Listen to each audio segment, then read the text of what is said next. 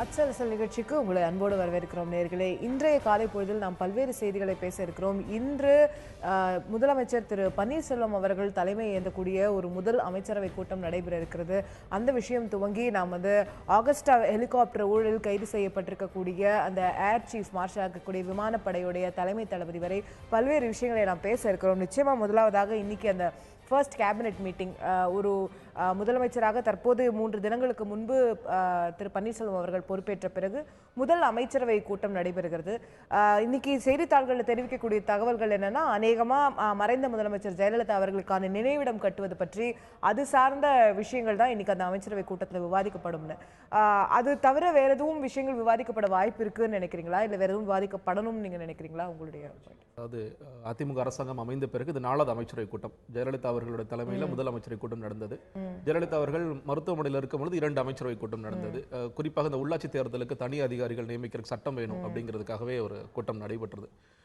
அந்த கூட்டத்தில் விவாதிக்கப்பட்டதெல்லாம் வெளியே வந்தது. இப்போ 4வது அமைச்சரவை கூட்டம் ஒரு விஷயங்களுக்கு முக்கியத்துவம் பெறுகிறது. நீங்கள் சொன்ன மாதிரி ஜெயலலிதா அவர்களுக்கு நினைவிடம் கட்டுவதற்காக அப்படிங்கிறது. அதே மாதிரி சட்டமன்றத்தில் ஒரு சிறப்பு கூட்டம் ஒன்று வைக்கலாமா அவங்களுக்கு இரங்கல் தெரிவிப்பதற்காக அப்படிங்கிற ஒரு பேச்சு அடிபட்டு இந்த அமைச்சரவை கூட்டத்திலே கூட ஒரு இரங்கல் தீர்மானம் தெரிவித்துட்டு சட்டமன்றத்தில் ஒரு சிறப்பு கூட்டம் வைக்கலாமா அப்படிங்கிற ஒரு பேச்சும் போயிட்டு இருக்கு. இன்னைக்கு அதை தாண்டி இன்னைக்கு பிரதான பிரச்சனைகள் நிறைய இருக்குன்னு நினைக்கிறேன். நிச்சயமாக எப்படி முதல்வர் அவர்களுக்கு இறந்த முதலமைச்சருக்கு நாம் ஒரு இரங்கல் தீர்மானம் வைக்கணுமோ அதே மாதிரி இன்னைக்கு விவசாயிகளோட பிரச்சனை பிரதானமாக நான் பார்க்கிறேன். குறிப்பாக இன்னைக்கு வரைக்கும் கிட்டத்தட்ட 25 விவசாயிகள் தற்கொலை பண்ணிக்கிட்டு இருக்காங்க. நீங்களே நிறைய ஆயுத எழுத்து நிகழ்ச்சிகளில் கூட அந்த விவசாயிகளுடைய உறவினர்களை கூட நீங்கள் கூப்பிட்டு பேசலாம் வச்சதை பார்த்து அந்த 25 விவசாயிகள் குறிப்பாக தஞ்சை, நாகை, திருவாரூர் மாவட்டங்களில் தற்கொலை செஞ்சுட்டு இருக்காங்க. அப்போ அவர்களுக்கான ஒரு இழப்பீடு ஒன்று, இன்னொன்று நம்ம வறட்சி மாநிலமாக அறிவிக்க வேண்டிய கட்டாயம் வந்துருச்சுன்னு நினைக்கிறேன். ஏன்னா நம்ம தென்மேற்கு பருவமழை கைவிட்டுச்சு, நம்ம வடகிழக்கு பருவமழை மறுபடியும் கைவிட்டுருச்சு. இன்னைக்கு என்ன வடகிழக்கு பருவமழை வருமா வராதா அப்படிங்கிறது நேற்று சுப்ரீம் கோர்ட்டில் வந்தது கூட 2000 TMC வச்சுக்கிட்டு மிகப்பெரிய பிரச்சனை இந்த கடைமடை பகுதிகளுக்கு இன்னும் தண்ணீர் போகவில்லை அப்படிங்கிறது. அதனாலேயே விவசாயிகள் நிறைய பேர், சில பேர் தற்கொலை பண்ணிக்கிறாங்க, சில பேர் அதிர்ச்சியில் போய் பார்க்குறாங்க எங்களோட பயிர் கருகிருச்சு என்ன பண்ணுறதுன்னு தெரியல. அவர்களுக்கு நிறைய நேரங்களில் முறையான கடன், அதாவது கடன் நான் சொல்லும் பொழுது தேவைப்படுற நேரத்துக்கு அவசரமா அந்த பயிர் வைச்ச காலத்துல மழை வருமா அப்படிங்கிற காலத்துல தேவைப்படுற கடன் கிடைக்குதா அப்படிங்கிற பல விஷயங்கள் இருக்கு. அதை பார்க்கும் பொழுது அதிர்ச்சியில் அவர்கள் உடனடியாக ஒரு அகால மரணம் அடைகிற ஒரு சூழல் ஏற்படுது. அப்ப அவர்களுக்கான ஒரு இழப்பீடு குறித்தும் இந்த மொத்தமாக தமிழகத்தை ஒரு வறட்சி மாநிலமாக அறிவிக்க வேண்டிய அவசியம் குறித்தும் பேசுவது மிக தேவையாக இருக்கும் நினைக்கிறேன். அந்த தேவை முதலில் இருப்பதாக நான் பார்க்கிறேன். அதுவும் ஒன் ஆஃப் தி அஜெண்டாவா இருக்கணும் அப்படின்னு நீங்க பேசுறீங்க. நிச்சயமா அதுல காவிரி பிரச்சனை எல்லாம் கூட உள்ள வந்து நம்ம அதை பத்தி விரிவா அடுத்த கட்டங்களில் பேச போறோம். பட் இந்த நினைவிடம் அப்படின்னு சொல்லும் போதே அதுக்குள்ளேயே கூட பல ஆங்கிள்ஸ் நம்ம பார்த்தோமே. ஆனால் ஒன்று, அந்த இடத்துல அவர்களுக்கு எம்ஜிஆர் அவர்கள் நினைவிடம் பக்கத்திலே இவங்களுக்கான ஒரு மறைந்த முதலமைச்சர் ஜெயலலிதாவுக்கான ஒரு நினைவிடம் அப்படிங்கிறது சொல்லப்படுகிறது. அநேகமா பிப்ரவரியில் அவர்களுடைய பிறந்தநாள் வரும்போது அதை திறந்து வைப்பதற்கான ஆயத்தங்கள் செய்யப்படும் தொடர்படுகிறது. நிச்சயமா அனைவரும் வரவேற்கக்கூடிய விஷயம். மற்ற அரசியல் தலைவர்களுடைய கோரிக்கைகள் நம்ம இதில் எடுத்து பார்த்தோமானால், அந்த போயஸ் தோட்ட இல்லத்தையே ஒரு நினைவிடம் ஆக்கணும் அப்படின்னு சொல்லி காங்கிரஸ் உடைய திருநாவுக்கரசர்கள் தொடங்கி அதே போல தமிழிசை சவுந்தரராஜன் இப்படி பல அரசியல் தலைவர்கள் அதற்கான அந்த ஒரு சமாதியில் இருக்கிற நினைவிடம் தாண்டி அந்த போயஸ் தோட்ட இல்லம் ஒரு நினைவிடம் ஆகணும் அப்படிங்கிற விஷயத்தையும் கூட பேசியிருக்காங்க. அந்த ஒரு கோரிக்கை குறித்து ஏன்னா எம்ஜிஆர் அவர்கள் வாழ்ந்த இல்லம் மாற்றுத்திறனாளி குழந்தைகளுக்கு இன்னைக்கு ஒரு பள்ளியா இருக்கு அப்படிங்கிறத நம்ம பார்க்கிறோம். அதே மாதிரி ஏன் ஜெயலலிதா அவர்களுடைய இல்லத்தையும் நாம் நினைவில்லமாக மாற்றோம். குறிப்பாக ஏன் ஒரு மருத்துவமனையாக கூட மாற்றக்கூடாது, ஒரு குழந்தைகளுக்கான சிறப்பு மருத்துவமனை. ஏன்னா அவங்களே ஒரு சூப்பர் ஸ்பெஷாலிட்டி ஹாஸ்பிட்டல் அதை மாத்திரக்கான முயற்சிகள் பண்ணாங்க. அதே மாதிரி இன்னும் வேற விதமான ஒரு லைப்ரரி மாதிரி கூட ஆரம்பிக்கலாம். ஏன்னா அவர்கள் நம்ம தொடர்ந்து நம்ம பார்த்தது எல்லாம் நிறைய பேர் பதிவு செஞ்சது புத்தகங்களோட ரொம்ப பிரியா இருந்திருக்காங்க. அவங்களோட வீட்டிலேயே ஒரு லைப்ரரி செட் பண்ணி வச்சுக்கிட்டு இருந்தாங்க. அப்படின்னு இந்த மாதிரியான விஷயங்கள் பண்ணுவது அவங்களுக்கு மேலும் அவங்களுடைய, ஏன்னா அவங்க விட்டு போன லெகசி என்னங்கிறது வரலாறுல திரும்பி பார்க்கும் பொழுது இதுதான் அவங்க வாழ்ந்த வீடு. இந்த வீடு இன்னைக்கு ஒரு மருத்துவமனையா மாறி இருக்கு, இந்த வீடு ஒரு லைப்ரரியா மாறி இருக்கு அப்படின்னு பார்க்கும் பொழுது வரலாறுல திரும்பி பார்க்கும்போது நிச்சயமாக அது ஒரு ஹெல்ப்ஃபுல்லா இருக்கும்னு நினைக்கிறேன். இந்த கோரிக்கை ஒரு நியாயமான கோரிக்கை தான். அவர்கள் என்ன கொள்கைகளை பற்றி நின்றார்களோ அதை ஒட்டிய விஷயங்களை நிச்சயமாக வைக்கலாம் நினைக்கிறேன். குறிப்பாக இந்த மாநில உரிமைகளுக்காக போராடிய ஒரு பெண் முதலமைச்சர் அப்படிங்கிற ஒரு பங்கு இருக்கு. அப்ப அவர்கள் குறித்த புத்தகங்கள் அவர் இன்னும் சொல்ல போனா ஏன்னா நம்ம இந்த ஒரு 3-4 நாட்களாக ஒவ்வொரு அவர்களை தெரிந்த மக்கள் பகிர்ந்து கொண்டதை தவிர பொதுமக்களுக்கு அது எப்படி நீண்ட நினைவாக இருக்கணும்னு நினைக்கிறேன். அவர்களை பற்றிய புத்தகங்களை நிறைய வரலாம். இன்னும் அவர்கள் பற்றிய புத்தகங்கள் இன்னைக்கு நம்ம சொல்றாங்க நிறைய. அவங்க ஜட்மெண்ட்லாம் படிக்கும் பொழுது ஒரு 500-600 பக்கம் ஜட்மெண்ட்டை படிச்சுட்டு அதுல என்னென்ன பாயிண்ட் ஸ்பெசிஃபிக்கா இருக்கு, இந்த மாதிரி நினைவுகளை அவங்க பகிர்ந்துக்கிற மாதிரி வைக்கலாம். நிறைய பேரோட வீடியோ பதிவுகளை வைக்கலாம். இன்னைக்கு நிறைய ஆளுமைகள் பேசினாங்க அவங்க என்னென்ன மாதிரியான விஷயங்கள்லாம் பண்ணியிருக்கிறாங்க அப்படின்ட்டு. நிறைய தெரியாத விஷயங்கள்லாம் தெரிந்து கொள்ளக்கூடிய வாய்ப்பாக இருந்தது. அப்போ அவர்களை பற்றிய பதிவுகள் அடங்கிய ஒரு புத்தக ஒரு நிலையமாக இல்லை ஒரு லைப்ரரியாக இல்லை ஒரு அவங்க கேட்ட மாதிரி ஒரு மருத்துவமனையாக இருக்கலாம்னு நினைக்கிறேன். நிச்சயமா அது வந்து ஒரு நினைவிடமாக மாற வேண்டும். போயஸ் தோட்ட இல்லமும் ஒரு நினைவிடமாக மாற வேண்டும் என்பது நிச்சயம் மாற்று கருத்து இல்லை. நிச்சயமா. ஸோ அந்த கோரிக்கையும் முன்வைக்கப்பட்டதை நம்ம பார்க்குறோம். நீங்க சொன்னது போல இப்போ ஒரு மாநில உரிமைகளுக்காக அவங்க வந்து ஒரு வலிமையான குரல் கொடுத்தவர் அப்படிங்கிறத பார்க்குறோம். நம்ம நேத்து கூட காவிரி பிரச்சனையில ஒரு தீர்ப்பு வந்து உச்சநீதிமன்றத்தில் வந்திருக்கிறது. அதுலயுமே கூட நம்ம பொதுப்பணித்துறையை சார்ந்த அதிகாரிகள் என்ன சொல்றாங்கன்னா, டாக்டர் ஜெயலலிதா அவர்கள் எடுத்த சில நடவடிக்கைகளுக்கு கிடைத்த நேரடியான பலன் அதை நம்ம வந்து கண் முன்னாடி பார்க்க முடிகிறதுன்னு அப்படின்னு பல அதிகாரிகள் சொல்றதை பார்க்குறோம். அந்த தீர்ப்புடைய சாராம்சத்துக்குள்ள நம்ம போனோமானால், இந்த காவிரி நடுவர் மன்றம் 2007 ஒரு இறுதி தீர்ப்பை வெளியிடுகிறது. நம்ம இறுதி தீர்ப்பு பிறகு கெசெட்ல வெளியிடப்படுகிறது. அதெல்லாமே நமக்கு அடுத்தடுத்த ப்ராசஸ் தெரியும். அந்த இறுதி தீர்ப்பின் மீதே 4 மாநிலங்களுமே கூட மேல்முறையீடுக்கு வந்து போயிருக்கிறத நம்ம பார்க்கிறோம். அந்த மேல்முறையீடுக்கு போலாமா? அந்த இறுதி தீர்ப்பு இறுதியானதா இல்ல அதுக்கு மேலேயும் திரும்ப அந்த தீர்ப்பு மாறுவதற்கான வாய்ப்பு இருக்கிறதா அப்படிங்கறத கேள்வி. நேற்று உச்சநீதிமன்றம் என்ன சொல்கிறது, அந்த இறுதி தீர்ப்பின் மீதான மேல்முறையீட்டையும் விசாரிக்க எங்களுக்கு உரிமை இருக்கிறது, அதை மாற்றி ஒரு ஆணை வழங்குவதற்கும் உரிமை இருக்கிறது அப்படிங்கறத சொல்றாங்க. அப்போ இதுல 2 வகையா பார்க்க வேண்டியிருக்கு. முதல்ல இந்த ஒரு தீர்ப்பான உச்சநீதிமன்றத்துடைய இந்த நிலைப்பாடானது மத்திய அரசு எடுத்த முதல் நிலைப்பாடுக்கு முற்றிலும் எதிரானதா இருக்குது. மத்திய அரசுடைய வாதங்கள் வந்து நிராகரிக்கப்பட்டிருக்கிறது அப்படிங்கறத பார்க்கிறோம்.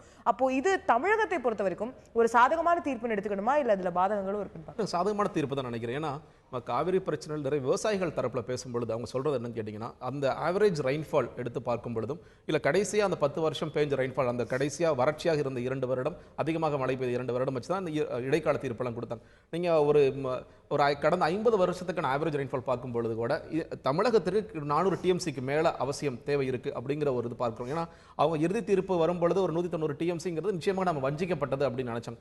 அதே மாதிரி கர்நாடகா தரப்புலையும் நாங்கள் நிறைய எதிர்பார்த்தோம், நாங்கள் வஞ்சிக்கப்பட்டிருக்கோம் அப்படிங்கிற ஒரு பார்வை இருக்கு.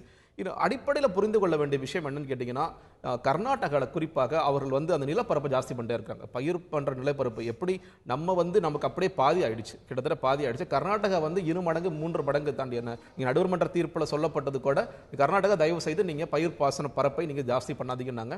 அப்ப பார்க்கும் பொழுது 12 லட்சம் ஏக்கர் 18 லட்சம் ஏக்கர் ஆனிச்சு. இறுதி தீர்ப்பும் போது அது 20 லட்சம் 22 லட்சத்தை தாண்டி போயிட்டு இருக்கு. இன்னைக்கு வரைக்கும் அந்த பயிர் பாசன பரப்பு அதுல இன்னொரு பிரச்சனை, முன்னாடி நம்ம பேசின மாதிரியே அதுல குறிப்பாக தண்ணீரை அதிகம் எடுக்கக்கூடிய பயிர்களை தொடர்ச்சியா பயிரிட்டு வராங்க. நம்மளை பொறுத்த வரைக்கும் டெல்டா மாவட்டம் அது பண்ணக்கூடிய வாய்ப்பு இல்லை. நாங்க வந்து நெல்லு தான் பண்ணணும், சுகர் கேன் தான் பண்ணணுங்கிற ஒரு அவசியம் இருக்கு, கட்டாயம் இருக்கு. கர்நாடகாவில் இருக்கக்கூடியவர்கள் வேற தானியங்கள் நோக்கி போகணும் அப்படிங்கிற ஒரு சொல்ல வைக்கிறோம். சோ இந்த அடிப்படையை நம்ம முதல்ல புரிஞ்சுக்கணும். ஏன்னா இப்ப அடுத்து வர தீர்ப்பு கூட நிச்சயமா நீங்க சொல்றது போல 2007 தீர்ப்புல வந்து நாம வஞ்சிக்கப்பட்டிருக்கோம், 192 டிஎம்சி நமக்கு பத்தாது அப்படிங்கறத தமிழகத்துல இருக்கிற எல்லாருமே ஏத்துப்பாங்க. பட் என்னோட அச்சம் சந்தேகம் எங்க இருந்து வருது அப்படின்னா, இப்போ இந்த 192 நம்மளால இம்ப்ளிமெண்ட் பண்ண முடியாத சூழ்நிலையில நம்ம இருக்கோம். இன்றைக்கு படி இறுதி தீர்ப்பு இம்ப்ளிமெண்ட் பண்ணப்பட வேண்டும் அப்படிங்கறத நம்மளோட விவசாயிகளுடைய குறைந்தபட்ச கோரிக்கையா இருக்கு. அந்த இறுதி தீர்ப்பையாவது முழுசா இம்ப்ளிமெண்ட் பண்ணுங்க அப்படின்னு. இப்போ அந்த இறுதி தீர்ப்பின் மீதான ஒரு மேல்முறையீடுன்னு போகும்போது அது எத்தனை மாசம் வழக்கு நடக்கும், எத்தனை வருஷம் வழக்கு நடக்கும்னு தெரியாது. அது வரைக்கும் நமக்கு இந்த 192 கூட உத்தரவாதம் இல்லாம போயிருமோ அப்படிங்கிற ஒரு அச்சம் அதுல எழுது. நியாயமான அச்சம் தாங்க. நான் எப்படி பார்க்கிறேன்னா, இப்போ இறுதி தீர்ப்பு சொன்ன உச்சநீதிமன்றம் காவிரி மேலாண்மை வாரியத்தை அமைக்கணும்னு சொன்னாங்க. கெசெட் நோட்டிபிகேஷன் வந்துருச்சு. இன்னைக்கு வரைக்கும் காவிரி மேலாண்மை வாரியம் ஒழுங்காற்று குழு இல்ல. அக்டோபர்ல நடந்தபோது ஏன் காவிரி மேலாண்மை வாரியத்தை நீங்க அமைக்க கூடாதுன்னு கேள்வி. உச்சநீதிமன்றம் இதை வந்து ஓரளவுக்கு சரியா புரிஞ்சுக்கிட்டாங்க, இல்ல சரியா புரிஞ்சுட்டு தான் இருக்காங்கன்னு நினைக்கிறேன். ஏன்னா தமிழகத்திற்கு வந்து தொடர்ச்சியா கர்நாடகா வந்து நாங்க வறட்சியில் இருக்கோம், தண்ணி கொடுக்க முடியும்னு சொன்னா கூட குறைந்தபட்சமா 2000 டிஎம்சி அதை கொடுங்க இன்னைக்கு வரைக்கும் உறுதிப்படுத்திட்டு இருக்காங்க. அப்போ உச்சநீதிமன்றம் 2 விஷயங்கள் செய்யணும் நினைக்கிறேன். நீங்க ஏற்கனவே கொடுத்த தீர்ப்பில் இருக்கிறபடி காவிரி மேலாண்மை வாரியத்தை முதல்ல அமைச்சிருங்க. நீங்க இந்த கேஸ் மறுபடியும் நடக்கணும். ஏன்னா நீங்க சொல்ற மாதிரி பல வருடங்களாக இந்த வழக்குகள் நடந்துகிட்டு இருக்கு. ஏன்னா மறுபடியும் ஒரு இறுதி தீர்ப்புக்கு முன்னாடி இன்னொரு இடைக்கால தீர்ப்பு 90களில் அமைக்கப்பட்ட காவிரி நடுவர் மன்றம் வந்து 2007 தான் தீர்ப்பு. இப்போ அந்த 2007 தீர்ப்பின் மீது மேலும் ஒரு மேல்முறையீடு விசாரணைனா அது எத்தனை வருஷம் ஆகுமோன்ற சந்தேகம் நமக்கு வந்து. அப்ப இவங்க உச்சநீதிமன்றம் செய்ய வேண்டியது, நீங்க ஏற்கனவே கொடுத்த தீர்ப்பின்படி காவிரி மேலாண்மை வாரியத்தை நீங்க அமைச்சிருங்க, காவிரி ஒழுங்காற்று குழுவை நீங்க அமைச்சு நீங்க. ஏன்னா இந்த தீர்ப்புக்கு நாங்க கொடுத்த 190 டிஎம்சி தீர்ப்புக்கு அதுல எதுவும் பங்கு விளையாம பாத்துக்கங்க. நீங்க மாசம் ஜூன்ல எவ்வளவு கொடுக்கணும், ஜூலைல எவ்வளவு கொடுக்கணும், ஆகஸ்ட்ல எவ்வளவு கொடுக்கணும், நீங்க வந்து அதை உறுதிப்படுத்துங்க. அந்த மேல்முறையீடோட தீர்ப்பு வரும் வரை பழைய தீர்ப்பு அமல்படுத்துங்க. ஸ்டேட்டஸ் கோ மாதிரி நீங்க அமல்படுத்துங்க. நீங்க காவிரி மேலாண்மை வாரியத்தை நீங்க அமைச்சிருங்க அப்படின்னு சொல்லிட்டு இந்த தீர்ப்பை வச்சுட்டேன்னா இந்த தீர்ப்புல நம்ம முன்னாடி சொன்ன மாதிரி இந்த அடிப்படையை வந்து எல்லா மாநிலங்களும் புரிஞ்சுக்கணும். இந்த தொடர்ச்சியாக நம்ம வந்து பயிர் பாசனம் ஜாஸ்தியாயிட்டே இருக்கு, மழை வந்து கம்மியாயிட்டே இருக்கு, அப்ப என்ன பண்ணணுங்கிற பார்க்கணும். இன்னொன்று மத்திய அரசாங்கம் முழுமையாக ஒரு அக்ரிகல்ச்சர் பிளான் என்னங்கிறத யோசிக்கணும்னு நினைக்கிறேன். ஏன்னா இன்னைக்கு பிரச்சனை கேட்டீங்கன்னா இப்ப நம்ம தரப்புல தமிழ்நாடு தரப்புல சொல்லலாம், கர்நாடகா வந்து நீங்க அதிகமாக தண்ணீர் எடுக்கக்கூடிய பயிர்களை நீங்க வைக்காதீங்கன்னு சொல்லலாம். ஆனா அவங்க நம்ம தமிழ்நாடு சொல்லும்போது அதை ஏன் கேட்கணும் அப்படிங்கிற பாருங்க. மத்திய அரசாங்கம் முழுமையாக ஒரு நாட்டில் இவ்வளவு பொதுமக்களுக்கு இந்த தேவைகள் இருக்கிறது. தமிழ்நாடு வந்து இவ்வளவு அரிசி கொடுக்குறாங்க, நெல் கொடுக்குறாங்க, இவ்வளவு சர்க்கரை கொடுக்குறாங்க. கர்நாடகா என்ன கேழ்வரகு என்ன கொடுக்கலாம், நீங்க வந்து அதிக தண்ணீர் குறைவாக இருக்கக்கூடிய இதை பார்க்கலாம். இன்னொன்று இன்னைக்கு இந்த காவிரியில் மட்டும் கிடையாது, கிருஷ்ணாவில் இதே பிரச்சனை இருக்கு. கிருஷ்ணாவை சுற்றி இருக்கிற 4 மாநிலங்களும் தொடர்ச்சியாக வந்து சுகர் கேனை பயிர் பண்ணிக்கிட்டு எல்லாருமே தண்ணி இல்லைங்கிற பிரச்சனை பார்த்துட்டு இருக்காங்க. எல்லா இடங்களும் இது பிரச்சனை ஆயிட்டு இருக்கா. இன்னொரு பக்கம் சுகர் கேனை பொறுத்த வரைக்கும் மாதிரி நீங்க சொல்றது போன்ற கரும்போ இல்ல நெல்லோ பயிர்தான் லாபம் அப்படிங்கறத அவங்களால பார்க்க முடியுது. நம்ம மகாராஷ்டிரால வந்து எவ்வளவுதான் தற்கொலைகள் நடந்து திரும்ப அங்க பிரச்சனை வந்துட்டே இருந்தாலும் திரும்ப காட்டன் தான் பயிரிடுறாங்க.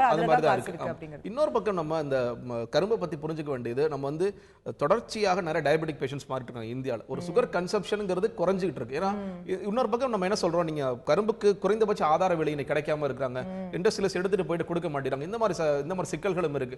அப்ப உண்மையிலேயே நமக்கான சர்க்கரை தேவை என்ன அப்படிங்கறதை பார்த்துட்டு அப்ப யார் எவ்வளவு பயிர்விக்கணும் அப்படிங்கறத ஒரு அக்ரிகல்ச்சரல் பிளான் அப்படிங்கிறது அது முழுமையா செயல்படுத்த முடியாது. சில நேரம் வந்து மழை நம்ம நினைச்ச அளவுக்கு போய்க்கும். ஆனா ஒரு பிளானே இல்லாம இருக்கிறது தவறுன்னு நினைக்கிறேன். நிச்சயமாக அதை நோக்கி மத்திய அரசாங்கம் மூவ் ஆகணும். ஏன்னா என்னதான் இந்த தீர்ப்பு வந்த பிறகும் மறுபடியும் வந்து எங்கள்கிட்ட மழை நீர் பிரச்சனைங்கிறது இருந்துகிட்டே தான் இருக்க போகுது அப்படிங்கறத நம்ம புரிஞ்சு அதற்கேற்ற மாதிரியான மாற்று பயிர்கள் குறித்த சிந்தனை மத்திய அரசாங்கத்திலிருந்து ஓவரால் இந்தியாக்கே வரணும். இது வந்து காவிரி பிரச்சனை அல்ல, இது தமிழ்நாடு கர்நாடகா பிரச்சனை அல்லங்கிற தாண்டி இந்தியாவுக்குமான ஒரு விவசாய திட்டம் அப்படிங்கிறது ஒன்று வரணும் அப்படிங்கிற விஷயம். நிச்சயமா அந்த காவிரி அப்படிங்கிற அந்த பிரச்சனையை தாண்டி ஒரு நதிநீருடைய 3-4 மாநிலங்களுடைய பிரச்சனை அப்படிங்கறத தாண்டி ஒட்டுமொத்தமாக இதுல வந்து ஒரு ஒருங்கிணைக்கப்பட்ட ஒரு விவசாய திட்டம் நம்ம தேசத்துக்கே தேவை அப்படிங்கிற கருத்தும் இங்கே முன்வைக்கப்படுகிறது. மதுரவாயல் துறைமுகம் இடையே இருக்கக்கூடிய அந்த திட்டம் செய்யப்பட்ட அந்த ஒரு எலிவேட்டட் காரிடார் என்று சொல்லக்கூடிய பறக்கும் சாலை, அந்த திட்டம் 2006 துவங்கப்பட்டு தொடர்ந்து அந்த 2012க்கு பிறகு அந்த பணிகள் நிறுத்தப்பட்டு அப்படியே நிற்கக்கூடிய காட்சிகளை நாம் நிச்சயமாக அந்த பகுதியில் பயணிப்போர் அனைவரும் அந்த தூண்களை பார்த்திருக்கக்கூடிய வாய்ப்பு உண்டு. அந்த திட்டம் தற்போது மீண்டும் எப்போது நடைபெறும் என்பது தொடர்ந்து அரசியல் தளங்களிலும் ஊடகங்களிலும் எழுப்பப்பட்ட கேள்வியாக இருந்தது. அதுல மத்திய அரசாங்கம் நாங்கள் ஒத்துழைப்பு கொடுக்கிறோம் என்று ஒரு பக்கம் சொல்ல, மாநில அரசாங்கம் ஒப்புதல் இல்லை என்று மத்திய அரசாங்கம் குற்றம் சாட்டி வந்தது. தற்போது மாநில அரசாங்கம் அதுல ஒரு நிலைப்பாடை எடுத்திருக்கிறது. இதுல ஒரு சில நிபந்தனைகளை அவங்க விதிச்சிருக்காங்க.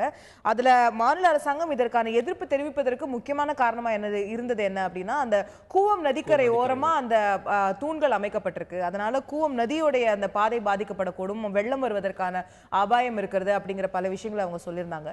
சோ அந்த ஒரு பிரச்சனையை இப்ப அவங்க என்ன சொல்றாங்கன்னா, இதுக்கு ஒரு நிபுணர் குழு அமைத்து அதோடைய பாதையை நீங்க ஏதாவது மாற்றி அமைத்தீர்கள் இல்ல அதற்கான சரியான நடவடிக்கைகளை எடுத்தீர்களே ஆனால் அந்த திட்டம் தொடர்வதில் எங்களுக்கு எந்த பிரச்சனையும் இல்லை அப்படிங்கிற ஒரு ஒப்புதலை தமிழக அரசாங்கம் கொடுத்திருப்பதை பார்க்க முடிகிறது. மத்திய அமைச்சர் பொன் ராதாகிருஷ்ணனும் இதுக்கு ரியாக்ட் பண்ணும்போது நாங்க விரைவில் இதுக்கு நடவடிக்கை எடுப்போம் அப்படிங்கறத சொல்லியிருக்காரு. சோ 2012 நின்று போன அந்த திட்டம் தற்போது மீண்டும் துவங்குவதற்கான அறிகுறிகள் தென்படுதுன்னு எடுத்துக்கலாமா? 2006 திமுக அரசாங்கம் அப்புறம் தான் காங்கிரஸ் யூபிஏ கவர்மெண்ட்டுக்கு எழுத போய் 2009 மன்மோகன் சிங் அவரோட தலைமையில் துவக்கி வச்சாங்க. வந்து 1700 கோடி ப்ராஜெக்ட். இதில் வந்து பிரைவேட் கான்ட்ராக்ட் சோமா என்டர்பிரைசஸ் அவங்ககிட்ட கொடுத்தாங்க. 2009 2011 வரைக்கும் கொஞ்சம் வேலைகள் நடந்துட்டு இருந்து கிட்டத்தட்ட ஒரு 550 கோடி ரூபாய் அளவுக்கு வேலைகள் நடந்துருச்சு அப்படிங்கும்போது அதிமுக அரசாங்கம் பதவியேற்ற பிறகு இல்லை இதில் கொஞ்சம் டீவியேஷன்ஸ்லாம் இருக்குது அப்படின்னு சொல்லிட்டு பிடபிள்யூடி சார்பாக நம்ம அப்பயே வந்து மத்திய அரசாங்கத்திலிருந்து ஒரு இப்போ நீங்கள் நிபுணர் குழு சொல்கிற மாதிரி நிபுணர் குழு அமைச்சு வச்சு அவங்க சொல்கிற மாதிரியான பிரச்சனைகள் இருக்கான்னு பார்த்தாங்க. அப்போ படித்த நிபுணர் குழு எந்த பிரச்சனையும் இல்லை அப்படின்னு சொன்னாங்க. அதுக்கப்புறம் மோடி அவர்கள் பதவியேற்ற பிறகு கூட அவங்களோட பிஎம்மோட அட்வைசர் திரும்ப வந்து இங்கே வந்து பேசிட்டு போனார். ஆனால் அன்பார்ச்சுனேட்லி அவர்கள் நேரடியாக சைலன்ஸாக இருந்தாங்க. அதுக்கு பிறகு இந்த கான்ட்ராக்டர் வந்து எங்களுக்கு நிறைய லாசஸ் ஆயிடுச்சு, கிட்டத்தட்ட நீங்க காம்பன்சேஷன் லாசஸா ஒரு 700 கோடி ரூபாய் கொடுத்தா தான் நாங்கள் வேலை தொடர முடியும் அப்படிங்கிறது NHI வந்து வழக்கு போட்டாங்க மாநில அரசாங்கம் மீது. நாங்கள் இந்த ப்ராஜெக்ட் ஸ்டால் ஆயிடுன்னு சொல்லிட்டு உயர்நீதிமன்றத்தில் நீண்ட நாட்கள் வழக்கு நடந்தது. நான் 2 விஷயம், ஒன்று வந்து என்னுடைய வீடு வந்து இந்த பகுதியில் தான் இருக்கு. நான் அதனால டெய்லி இதை பார்க்கிற ஒரு பாக்கியசாலி, அந்த நிக்கிற தூணை பார்த்து நிக்கிற ஒரு பாக்கியசாலி மாதிரி தான் நான். ஏன்னா அந்த பகுதியில் அந்த வேலை என்னாச்சுன்னு கேட்டிங்கன்னா நிறைய ஆக்சிடென்ட்ஸ் கூட நடந்துருக்கு. இன்னைக்கு வரைக்கும் எங்களால் போய் ஒரு யூட்டர்ன் போட முடியாதது, சிக்னல் கிடையாது, நிறைய விபத்துகள் நடக்கக்கூடிய ஒரு பகுதியாக தொடர்ச்சியாக இருக்குது. இன்னொன்று, இந்த வழக்கு நடக்கும்போது பல தடவை நம்ம சட்டமன்ற நேரடி ஒளிபரப்பு வழக்காக போகும்போது இந்த வழக்கு நடக்கிறதையும் பார்த்துருக்கேன். இந்த வழக்கு பார்க்கும்போது ஒவ்வொரு வாட்டியும் மத்திய அரசாங்கம் தயவு செஞ்சு இது நீங்கள் என்ன வேணுமோ நாங்கள் செஞ்சு கொடுக்குறோம் நீங்கள் முடிங்கும் போது மாநில அரசாங்கம் வெவ்வேறு முட்டுக்கட்டைகள் தான் போட்டுட்டு இருந்த சம்பவம்லாம் பார்த்துருக்கேன். 2014 உயர்நீதிமன்றமும் இல்லை நீங்கள் இந்த ப்ராஜெக்டை ஸ்டார்ட் பண்ணுங்க அப்படின்னு சொல்லி சொன்னாங்க. இவங்க உடனடியாக உச்சநீதிமன்றத்தில் SLP போட்டாங்க, ஸ்பெஷல் லீவ் பெட்டிஷன் போட்டு இந்த ப்ராஜெக்டை சால்வ் பண்ணுறதுக்கு மறுபடியும் வேலைகள் நடந்தது. இதை இப்போ திரும்ப அந்த பிரைவேட் கான்ட்ராக்டர் கிட்டத்தட்ட ஒரு 1200 கோடி எங்களுக்கு டேமேஜஸ்க்கு நீங்கள் லாசஸ் கொடுத்தாதான் இந்த வேலை நடக்கும் அப்படிங்கிற ஒரு முட்டுக்கட்டை ஒரு பக்கம் இருக்கு. இன்னொன்று, இப்போ இந்த 2009 ஆரம்பிக்க திட்டம் ஆக்சுவலாக 2012 முடிந்திருக்க வேண்டிய ஒரு திட்டம் 2016 வரைக்கும்னா இப்போ ரொம்ப வெளிப்படையாகவே இந்த எஸ்கலேஷன் காஸ்ட் அப்படிங்கிறது ஜாஸ்தியாக இப்போ இருக்கிற ஒரு மிகப்பெரிய சிக்கல். ஒன்று, இந்த கான்ட்ராக்டர் 1200 கோடி இல்லாட்டி நிச்சயமாக டேமேஜுக்கு ஒரு லாசஸ் கேட்பார், அதை நம்ம செய்ய வேண்டிய ஒரு கட்டாயம் இருக்கு. இந்த எஸ்கலேஷன் காஸ்ட் அப்படிங்கிறது ஒரு 10% வருஷத்துக்கு ஏறி இருக்கும். 2012 இருந்து 2006-7 போட்டிருந்த பட்ஜெட்டுக்கும் இப்போ போட்டா ஏறி இருக்கும் அப்படிங்கிறது. இந்த திட்டம் ஏன் ரொம்ப தேவை அப்படின்னா, நம்ம ரொம்ப பக்கத்தில் நமக்கு கிருஷ்ணப்பட்டினம் போர்ட் விசாகப்பட்டினத்தில் இருக்கு. கிருஷ்ணப்பட்டினம் ஏன்னா இந்த துறைமுகம் ப்ராஜெக்ட் ஸ்டால் ஆனதுன்னா நிறைய கிருஷ்ணப்பட்டினம் போர்ட்டுக்கு போக ஆரம்பிச்சிட்டாங்க. இங்கே ஹேண்டில் பண்ற கார்கோ எல்லாருமே அங்கே ஹேண்டில் பண்ண ஆரம்பிச்சிட்டாங்க. இன்னைக்கு நிறைய பேர் சொல்ற ஒரு குற்றச்சாட்டு இல்லை குறைபாடு என்னன்னா, கிட்டத்தட்ட ஒரு 3 நாட்கள் ஆகுது எங்களுக்கு கிளியர் பண்றதுக்கு. இந்த எலிவேட்டட் ஹைவே இல்லாத காரணத்தினால இன்னைக்கு நீங்க நைட்டு 10 மணிக்கு மேல தான் டிராஃபிக்கே ஆரம்பிக்கும். நைட்டு 10 மணிக்கு மேல தான் அந்த லாரிஸ் எல்லாம் உள்ள போக முடியும். காலை 5 மணிக்குள்ள போய் நின்றணும்.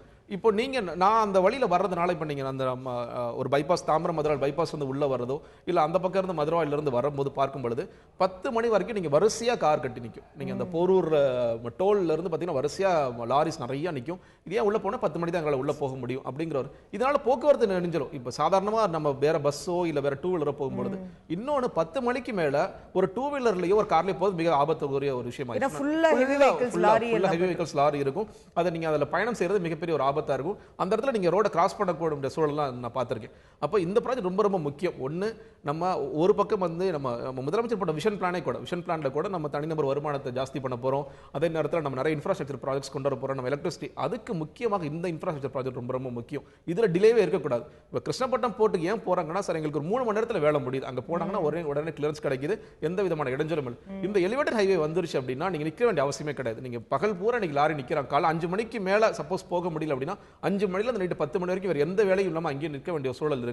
இது தவிர்க்கப்படும். இது தவிர்க்கப்பட்டாலே நமக்கு இன்ஃப்ராஸ்ட்ரக்சர் ப்ராஜெக்ட், அதாவது குறிப்பாக இந்த எலிவேட்டட் ஹைவே வந்துருச்சுன்னா இந்த போர்ட் சீக்கிரம் கிளியரன்ஸ் கிடைக்க நமக்கான ஏற்றுமதிகள் எல்லாமே ஸ்பீடப் ஆகும். நிச்சயமா நமக்கு ஜிடிபி முதற்கொண்டு ஏறக்கூடிய ஒரு வாய்ப்புகள் இருக்கு. இது தேவையான ப்ராஜெக்ட். இது மத்திய அரசாங்கம் முதல்ல இருந்து முயற்சி பண்ணிட்டு இருந்தாங்க. இது இப்ப கிளியரன்ஸ் கிடைச்சு இது வேலை ஆரம்பிக்கிறது ரொம்ப நல்ல விஷயம் நான் பார்க்கிறேன். இதுல இன்னொரு ஒரு அரசியல் ரீதியான விஷயங்களை பார்க்கும்போது தொடர்ந்து மாநில அரசாங்கம் இந்த ப்ராஜெக்ட்ல பிரச்சனைகள் இருக்குன்னே சொல்லி வந்த காலகட்டத்தில் இப்போ நாங்கள் ஒரு நிபந்தனைகளோடு இதுக்கு ஒப்புதல் கொடுக்குறோம் அப்படின்னு சொல்லும்போது அந்த நிலைப்பாட்டில் ஒரு மாற்றம் ஏற்பட்டிருக்கிறது அப்படிங்கிறத பார்க்குறோமா? உதய் திட்டத்தில் ஒரு மாற்றம் ஏற்பட்டதை பல எதிர்க்கட்சிகள் விமர்சிச்சாங்க. ஏன் இந்த மாற்றம் வருது அப்படின்னு சொல்லி. மற்றும் அந்த மாதிரி பல்வேறு திட்டங்களில் நீட்டில் அவங்க கோச்சிங் கிளாஸஸ் ஆரம்பிச்சது இல்லை, அது போன்ற விமர்சனங்கள் எதிர்க்கட்சிகள் கிட்ட இருந்து வந்தது. இந்த மாற்றங்கள் வரவேற்கத்தக்க மாற்றங்கள் அப்படின்னு சொன்னாலுமே கூட அந்த மாற்றம் ஏன் வந்தது அப்படிங்கிறத எதிர்க்கட்சிகள் தொடர்ந்து கேள்வி கேட்டுட்டு இருந்தாங்க.